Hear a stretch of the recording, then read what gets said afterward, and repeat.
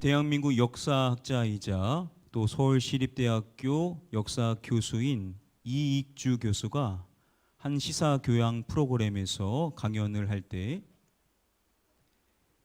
여러모로 차이가 났었던 두 집안의 자제가 만남을 가진 이야기를 했습니다. 그 주인공은 바로 이방원과 그리고 원경 왕후였습니다. 이방원은요, 변방의 장수 집안의 사람인 것에 반해 그녀는 당대의 귀족 가문 출신이었습니다.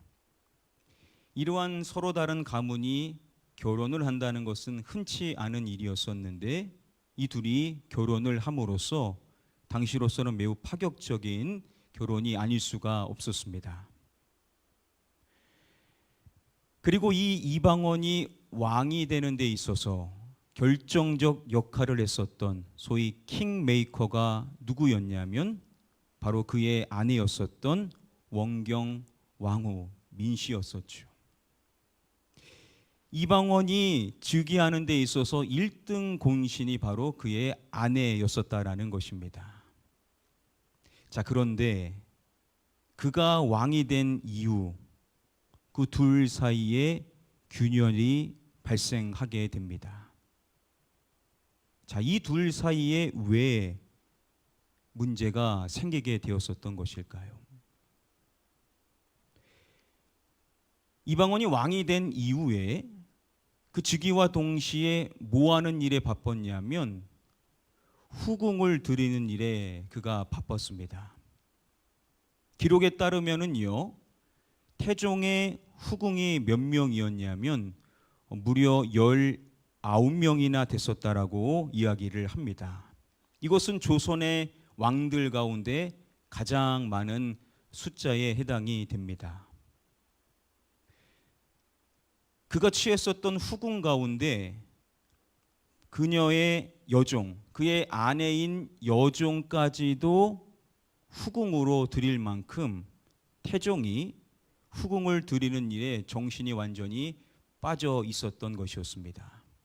이 강연 프로그램에서 이 이야기를 들었었던 한 여성 패널이 이것이 윤리적으로 어긋나는 것이 아니었냐라고 질문을 했습니다. 그러자 당시 이 조선의 입장에서 관점에서는 전혀 잘못된 것이 아니었다라고 이야기를 합니다. 그러니까 오늘날로는 전혀 이해가 되지를 않더라는 것이죠.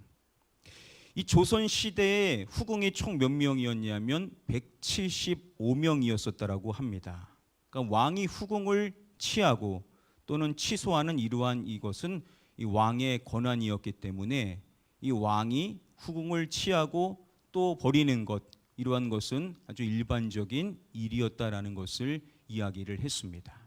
그러니까 오늘날로 바라보면 전혀 이해가 되지 않는 일이었지만 당시로서는 전혀 문제가 없는 일이었다라는 것이죠.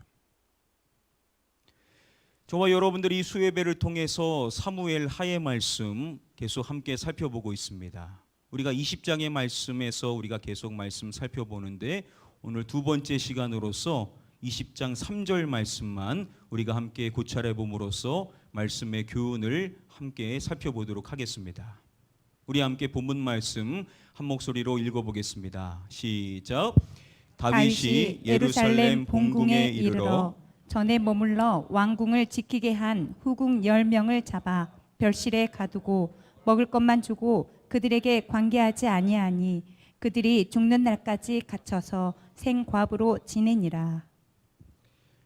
우리가 오랫동안 살펴본 것처럼 다윗이 압살롬을 피하여 예루살렘을 떠나 마하나임까지 도망을 갔다가 이제 상황이 역전되어서 이제 다시 돌아가기 위하여서 요단을 건너려고 하죠. 그때 많은 사람들이 그를 찾아오는데 그 가운데 한 사람이 무비보셋이라는 사람이었습니다. 억울한 사연을 가지고 있었던 이 무비보셋이 왕을 만났었을 때 그가 간절히 바랬었던 것이 무엇인지를 말하고 있습니다. 그것은 내주 왕께서 평안히 어디에 돌아오시게 되는 것이었음을 이야기를 합니다. 어디로 돌아오는 것을 말하냐면 바로 왕궁을 말합니다. 그는 다윗 왕이 다시 평안히 왕궁으로 돌아오기를 간절히 바랬었고, 이제 그러한 상황이 이제 생기게 된 것으로 만족한다라고 그가 이야기를 한 것입니다. 이것이 그의 사람들이 다 가지고 있었던 마음이었겠죠. 최초 다윗이 그의 두 제사장에게, 유다의 장로들에게 소식을 전했었을 때 무엇을 말했냐면, 온 이스라엘 사람들이 왕을 왕궁으로 모시고자 하는 말에 대한 이야기를 했습니다. 온 유다 사람들, 온 이스라엘 사람들도 다윗을 다시 왕궁으로 모셔오자라고 하는데 너희가 어떻게 가만히 있을 수 있느냐라고 다윗이 이야기를 했었던 것이죠. 당시 가장 큰 이슈는 바로 왕이 왕궁으로 돌아오는 일이었었던 것입니다. 그리고 그 일의 여정이 성경에 계속 나왔었던 것이고, 드디어 오늘 본문 말씀에 보면 다윗이 예루살렘 어디에 이르러 라고 말씀을 해줍니다. 본궁이라고 말씀을 하죠. 다윗이 드디어 예루살렘 궁으로 도착을 하게 된 것입니다. 다윗이 요단을 건너가기 위하여 사람들의 호의를 받아서 이제 길갈로 오게 되었고, 유다 사람들과 더불어서 이제 예루살렘에 드디어 도착을 하게 된 것입니다. 그래서 이제 사람들이 바랬었던 대로 왕이 다시금 궁으로 돌아오게 된 것입니다. 자, 왕궁에 돌아오게 되었으니까 유다 사람들이 얼마나 기뻐했겠습니까? 왕이 다시금 오셨으니 기뻐하는 일들을 분명 보였을 것이 아닙니까? 그러면 왕이 뭘 해야 되겠습니까? 뭐 축제를 하든지 아니면은 기념식을 하든지 뭔가 다시 자신이 왕으로서의 역할을 하게 된다라는 것을 온 백성들로 하여금 기념하고 생각할 수 있도록 하는 일을 해야 되지 않겠습니까? 자, 그런데 성경은 다윗이 그러한 일을 했다라고 말하지를 않는 겁니다. 자, 그러면 왕궁에 돌아온 다윗이 행한 일이 무엇이냐? 바로 오늘 말씀은 그 부분에 대하여서 이야기를 해주는 겁니다. 자, 드디어 왕궁으로 돌아온 다윗 왕이 과연 무엇을 했냐? 오늘 말씀이 한 가지를 이야기하는데 그것이 이것입니다. 누구를 잡아 가두는 일이었다라고 이야기를 합니다. 누구를 잡았다라고요? 후궁을 잡았다라는 겁니다. 다윗이 후궁을 잡아서 가뒀다라는 겁니다. 자, 여러분, 후궁의 입장으로 이 말씀을 살펴보면요, 우리가 이 말씀의 의미를 놓칠 수가 있습니다.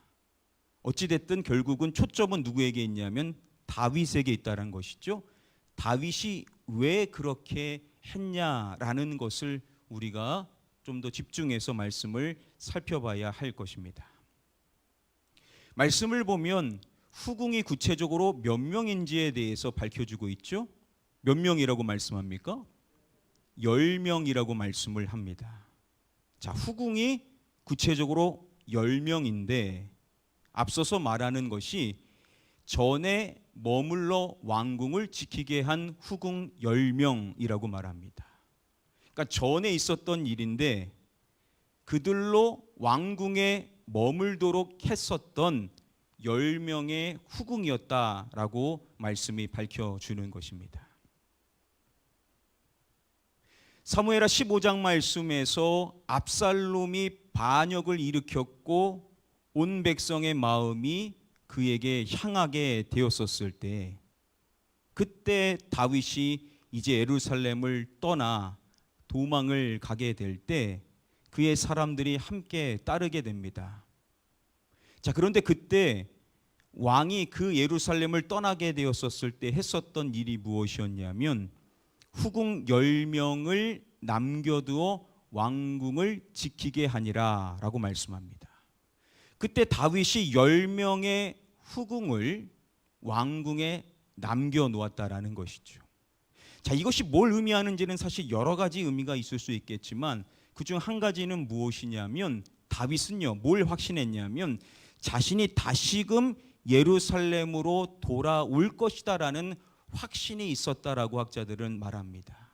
만약에 그것이 아니었다면 그 10명을 그냥 남겨두지는 않았었을 것이라는 것이죠. 자, 그런데 이 부분에서 사람들이 상당히 의아합니다. 아니, 압살롬이 반역을 일으켰는데 그 압살롬이 무슨 일을 할지 모르는데 어떻게 그 10명을 그냥 남겨두고 갈 수 있는가? 이러한 의구심이 이제 생기게 되는 것이겠죠. 자, 그런데 아버지는 아들을 압니다. 압살롬이 어떠한 사람이었냐? 압살롬은요, 자신의 누이를 범하였었던 암논을 적대했었습니다. 친족 간에 이러한 일이 일어난 것에 대하여서 너무나 적대한 마음을 갖고 있었던 사람이었다라는 것이죠. 그리고 이 암논의 사건 이후에 그의 누이를 긍휼히 여겨서 자신의 집에 거할 수 있도록 그녀를 배려해 주는 역할을 했었다라는 겁니다. 그리고 몇 가지 단서들을 더 이야기하는데요. 그가 반역을 일으켰지만 그렇다고 해서 압살롬이 여성을 함부로 대하는 사람이었냐? 그렇지는 않았다라는 겁니다. 몇 가지 단서가 알려주는 것이 그는 여성들에게 그래도 신사적인 사람이었다라는 것을 추적해 볼 수가 있다라는 것이죠. 그러니까 아버지는 아들을 알았었을 것이라는 겁니다. 자, 그런데 다윗이 놓치고 있었던 존재가 하나 있었습니다. 압살롬이 반역을 일으켰을 때 다윗을 등지고 압살롬 편에 서서 그에게 지혜의 이야기를 해준다라는 명목으로 그에게 좋지 않은 이야기를 해주었었던 존재가 있었습니다. 누구죠? 바로 아히도벨입니다. 압살롬이 아히도벨에게 묻습니다. 너는 어떻게 행할 계략을 우리에게 가르치라. 어떻게 하면 좋겠는가? 가르쳐달라라고 이야기했었을 때 그때 아히도벨이 뭘 말하냐면 왕의 아버지가 남겨두어 왕궁을 지키게 한 후궁들과 더불어 동침하소서라고 아히도벨이 이야기를 한 것입니다. 그러자 그 말을 듣고 압살롬이 백성들이 보는 자리에서 아버지의 후궁들과 동침하게 되는 이 끔찍한 사건이 일어나게 되었었던 것입니다. 바로 오늘 말씀은 그 10명의 후궁에 대하여서 다윗이 어떻게 했는지에 대해서 말씀이 이야기를 해주고 있는 것이죠. 자, 오늘 본문 말씀 다시 한번 우리가 읽어보도록 하겠습니다. 시작. 다윗이 예루살렘 본궁에 이르러 전에 머물러 왕궁을 지키게 한 후궁 10명을 잡아 별실에 가두고 먹을 것만 주고 그들에게 관계하지 아니하니 그들이 죽는 날까지 갇혀서 생과부로 지내니라. 다윗이 그들에 대한 관계에 대해서 말할 때 그들에게 관계하지 아니하였음을 말합니다. 그리고 먼저 말하는 것이 이것만 주고라고 말하죠. 뭘 줬다라고요? 먹을 것만 주고. 왕이 그들에게 이제 먹을 것을 제공해 주었다라는 겁니다. 이 부분을 보고 어떤 사람들은 아유 그래도 너무한 거 아니냐, 먹을 것만 주고 아유 그래도 참 너무했다 이렇게 생각을 할 수 있을 것입니다. 자, 그런데 당시 일반적인 관습에 따른다라면 다윗은 얼마든지 그들을 처단할 수도 있었다라고 우리는 생각을 해야 된다라는 겁니다. 오늘날 관점으로 생각을 해서는 안 되는 것이죠. 자, 그리고 우리가 또 생각해야 될 것이 여기서 이 먹을 것만 주고라고 번역이 된 이 히브리어 원어 쿨이라는 단어가 쓰였습니다. 사무엘 하의 말씀 안에서 보면 이 단어가 딱 3번밖에 쓰이지를 않았습니다. 오늘 20장 3절이 마지막으로 쓰인 말씀이고 이것이 가장 먼저 쓰인 것이 앞장인 19장 32절에 쓰였고 그 다음 절인 19장 33절 이렇게 딱 3번밖에 이 단어가 쓰이지를 않았습니다. 여러분 기억하실 것입니다. 다윗이 이제 요단을 건너가기 전에 사람들을 만났는데 그 만난 사람들 가운데 다윗을 가장 기쁘게 했었던 사람이 누구였었죠? 바로 바르실레라는 사람이었었죠. 이 바르실레라는 사람은 다윗을 너무나도 기쁘게 한 존재였었습니다. 말씀이 바르실레에 대해서 밝혀줄 때 왕이 마하나임에 머물 때에 그가 왕을 이것하였더라라고 말씀을 해줍니다. 그가 왕을 공개하였더라. 여기서 이 공개하였더라라고 번역이 된 이 히브리어 원어가 쿨이라는 단어입니다. 그리고 말씀이 말하기를 왕이 바르실레에게 말합니다. 너는 나와 함께 건너가자. 그리고 말합니다. 예루살렘에서 내가 너를 무엇하리라. 내가 너를 공개하리라. 여기서 이 공개하리라 라고 번역이 된 이 단어 똑같은 쿨이라는 단어입니다. 먼저 바르실레가 다윗에게 해주었었던 그 일을 나타낼 때 쿨이라는 단어가 쓰였고 그리고 다윗이 너무나 감사해서 내가 너에게 해주겠다라고 말했었을 때 쓰인 단어가 이 쿨이라는 단어입니다. 그리고 마지막으로 오늘 본문 말씀에서 먹을 것만 주고 라고 말하는 이 단어도 똑같은 쿨이라는 단어가 쓰였다라는 것이죠. 그러면 다윗이 10명의 후궁에게 해주었었던 것 이것이 그냥 단순하게 생존할 만큼의 먹을 것만 줬다라고 우리가 생각할 수는 없다라는 것이겠죠. 이것은 그들을 책임졌다라고 생각을 해볼 수가 있다라는 것입니다. 다윗이 그들을 완전히 홀대한 것이라고만은 볼 수는 없을 것이라는 겁니다. 자, 그러나 어찌됐든 간에 우리가 10명의 후궁의 입장에서 이것을 보는 것이 아니라 왜 다윗이 그렇게 했는가? 왜 다윗이 그들과 분리시켰는가? 왜 다윗이 그들에게 가둬서 자신과 완전히 단절시키는 일을 행한 일이 무엇인가? 우리는 이 부분에 대하여서 초점을 맞춰야만 할 것입니다. 말씀 마지막에 보면요, 이렇게 그들에 대해서 말합니다. 그들이 죽는 날까지 갇혀서 무엇으로 지내니라 라고 말씀을 해줍니다. 뭐로 지냈다라고요? 생갑으로 지냈다라고 말합니다. 그 10명의 후궁이 죽는 날까지 갇혀서 생갑으로 인생을 살았었다라고 말씀을 해주는 것입니다. 자, 그러면 그들이 어디 갇혔는가? 어디에 갇혀서 살았는가? 어디에 갇혀서 살아있는 과부로 평생 남은 인생을 살았는가? 말씀이 이것을 분명히 밝혀주고 있습니다. 어디에 가두고 라고 오늘 말씀이 밝혀주고 있죠. 어디라고 말합니까? 별실이라고 말씀을 해줍니다. 별실에 그들을 가뒀다라는 겁니다. 자, 이 별실이 어디냐? 우리는 당연히 이 왕궁 안에 별실이라고 생각할 수밖에 없을 것입니다.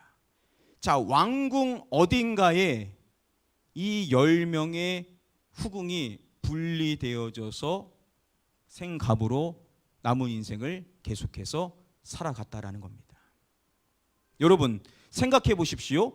그 10명의 존재는요, 결국은 누구를 떠올리게 하는 존재입니까? 압살롬을 떠올리게 하는 존재일 수밖에 없습니다. 바로 압살롬과의 문제 때문에 결국은 그들이 그러한 처지에 놓이게 된 것이 아닙니까? 그러면요, 다른 왕 같으면요, 그들을 그냥 내쫓아 버리거나 그냥 처단해 버렸을 것입니다. 왜냐? 자신의 부끄러운 과거니까 그 과거를 떠올리게 하는 그들을 그 왕실에 왕궁에 둘 이유가 없다라는 겁니다. 분리시켜 놨어도 그냥 그들을 내보내는 것이 맞지, 그렇게 둘 이유가 없다라는 거죠. 그런데 다윗은 굳이 압살롬을 떠올리게 하는 그들을 왕궁 어딘가에 계속해서 살도록 했다라는 것입니다. 그러니까 왜 그러냐라는 겁니다. 다윗이 무슨 생각으로 그렇게 했냐라는 것이겠죠. 이 일의 시작점이라고도 볼 수 있는 그들과 동침하라고 압살롬을 꾀했었던 존재가 누구라고요? 아히도벨이라고 했었죠. 나중 말씀을 보면 아히도벨에게 아들이 있었는데 그 아들이 누구니를 말하냐면 엘리암이라고 말합니다. 여기서 이 아히도벨이 바로 압살롬과 함께 썼던 아히도벨이라고 한다면요, 11장 사무엘하 11장 말씀에 이 엘리암의 딸이 있었는데 그 엘리암의 딸이 누구라고 했었죠? 바로 밧세바입니다. 그러면 아히도벨은 밧세바의 누구냐면 할아버지라는 거죠. 그래서 학자들이 왜 다윗을 따랐었던 그가 압살롬이 반역하자 뒤도 돌아보지 않고 압살롬 편에 섰었던 이유가 뭐냐? 바로 이 밧세바 사건에 대한 앙금을 가지고 있었기 때문이다라고 추론을 하는 것입니다.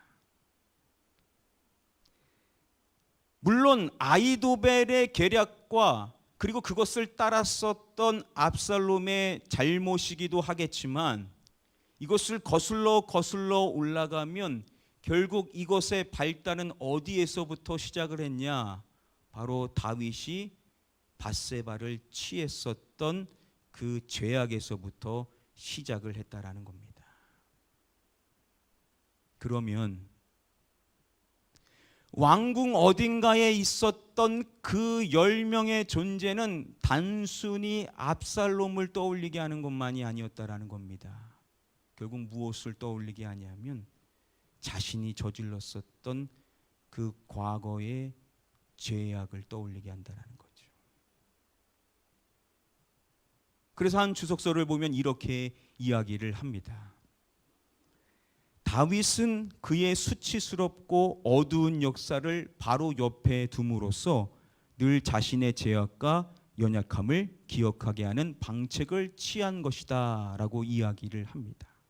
분명 그에게는 잊고 싶은, 지워버리고 싶은, 누구도 기억하지 않았으면 좋을 그의 수치스럽고 어두운 역사인데 그것을 없애는 것이 아니라 그 흔적을 사람들이 못 보게 하는 것이 아니라 그걸 왕궁 어딘가에 둠으로써 그것을 기억하게 한다라는 겁니다. 잊지 않게 한다라는 겁니다. 왜 그러냐? 바로 다윗은 자신의 죄악 그리고 자신이 얼마나 연약한 존재인지 이것을 잊지 않고 기억하고자 했었다라는 것이죠. 여러분, 신앙생활은요, 누가 잘하는 것이냐? 자신이 얼마나 큰 죄인인지에 대한 것을 잘 기억하느냐가 사실은 제일 중요한 거 아닙니까? 여러분, 그게 없으면요, 우리가 얼마나 쉽게 교만해지는지 모릅니다. 얼마나 쉽게 자고해지는지 모릅니다. 내가 조금만 잘 되면 마치 내가 그러한 자격이 있는 사람처럼 우리가 생각하기가 쉽지 않습니까? 그런데 신앙생활을 잘하시는 분들을 보십시오. 그런 분들은 항상 뭘 잘하냐면 회개를 잘합니다. 항상 나의 본성이 어떠한 존재인지, 내가 얼마나 큰 죄인인지, 내가 얼마나 벌레만도 못한 존재인지를 항시 기억하려고 하는 분들 보면 신앙생활 잘 하시는 분들이라고 많은 분들로부터도 존경을 받게 됩니다. 사실 사람의 존경은 그렇게 큰 의미가 없습니다. 근데 하나님이 보시기에도 가장 귀중한 존재가 바로 그러한 분이죠. 왜냐? 내가 하나님 없으면 결국 나는 아무것도 아닌 존재라는 것을 항시 기억하기 때문에 하나님 앞에 내가 죄인입니다, 이걸 고백하면 난 하나님 없으면 못 삽니다 라는 것을 고백하는 것이기에 사실 하나님이 가장 기뻐하시는 것이죠. 그런데 우리가 자꾸 이것을 잊어버리려고 하는 겁니다. 내가 범했었던 과거의 죄악과 그리고 내가 얼마나 연약한 존재인지를 우리가 자꾸 망각하려고 한다라는 거죠. 사랑하는 성도 여러분들, 우리는 우리의 죄성을, 우리의 연약함을, 우리의 과오를 결코 잊지 말아야 되는 자가 되어야 될 줄 믿습니다. 이것을 기억해야 우리가 늘 겸손하게 하나님을 바라볼 수 있는, 하나님 중심의 삶을 살 수 있는 줄 믿습니다. 다윗은 그렇게 하고자 했다라는 거죠. 그리고 한 가지를 더 생각해 볼 수 있습니다.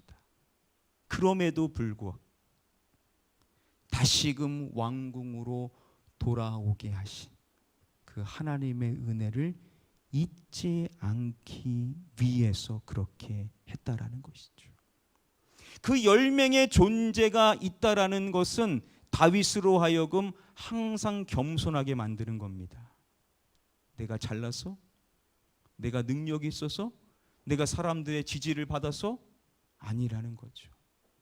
내가 죄인임에도 하나님의 은혜로 말미암아 내가 다시금 돌아오게 될 수 있었다라는 것, 이것을 그가 잊지 않고 기억하기 위하여서 바로 이러한 방책을 취했었다라는 것입니다. 사랑하는 성도 여러분들, 우리는 하나님의 은혜로 지금 이 자리에 있는 줄 믿습니다. 그 은혜를 기억하는 것이 어디서부터 시작되냐면 내가 죄인임을 고백하는 것에서부터 시작을 하는 것이라는 거죠. 내가 죄인임을 고백하는 것은 우리의 인생에서 가장 행복한 일입니다. 나 같은 죄인 살리시 주 은혜 놀라워. 내가 죄인임을 잊지 않으면 이게 은혜가 안 될 수가 없습니다. 하나님의 은혜로 내가 이렇게 살고 있다라는 것을 우리가 망각하지 않을 수가 있다라는 것이죠. 근데 이걸 그냥 하면 안 된다라는 겁니다. 그냥 둬서는 안 된다는 거죠. 다윗에게도 그 방책이 있었기 때문에 자신의 죄악을 잊지 않고, 연약함을 잊지 않고 하나님의 은혜를 잊지 않고 기억할 수가 있었다라는 것이죠. 자, 여러분들에게는 그것이 무엇입니까? 여러분들만의 방책이 있을만 한다라는 겁니다. 나의 죄악을, 나의 연약함을 내가 잊지 않고 내가 용서받은 은혜받은 자임을, 하나님의 이 놀라운 은혜가 지금도 나와 함께하고 있다는 것을 내 스스로 늘 잊지 않고 기억할 수 있는 무엇인가가 우리에게도 있어야만 할 것이라는 것이죠. 여러분들 한번 여러분들 각자의 사강에 적용해 봐서 생각해 보시기를 바랍니다. 어떠한 분에게는요, 자신이 처음으로 자신이 기록했었던 자신의 과거의 죄악을 기록한 그 죄들, 전에는 죄인지도 몰랐었는데 내가 예수 그리스도를 만나고 보니까 내가 전에는 당연하게 생각했었던 그 모든 것들이 사실은 죄였다라는 것을 깨닫고 그것을 고백했었던 것을 늘 지갑에 간직하고 다니시는 분들이 계십니다. 그걸 꺼낼 때마다 항상 생각하는 겁니다. 아, 내가 정말로 죽을 수밖에 없는 죄인인데 지금도 이렇게 살고 하나님의 뜻을 이루며 살 수 있다는 것, 이게 얼마나 큰 은혜인지를 항상 기억하려고 한다라는 것이죠. 어떠한 분은 세례받았었을 때 그 사진을 잊지 않으려고 늘 간직하고 있으시는 분들이 계십니다.